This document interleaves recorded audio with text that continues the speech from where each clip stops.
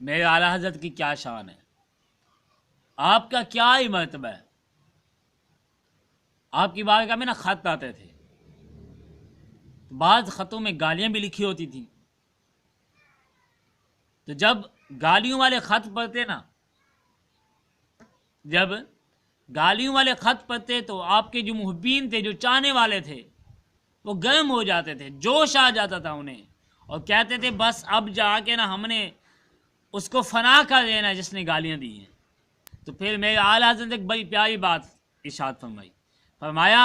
جو مجھے گالیاں دے تم اسے تو سزا دینا چاہتے ہو، اور جو میری تعریفیں کرتا ہے پہلے جاؤ اس کو جزا دو، پھر جو مجھے گالیاں دیتا ہے پھر اس کو سزا دینا۔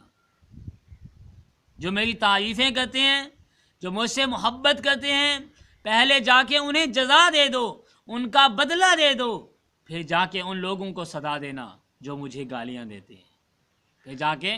ان لوگوں کو سزا دینا جو مجھے گالیاں دیتے ہیں۔ یہ اعلیٰ حضرت کا کتنا پیارا انداز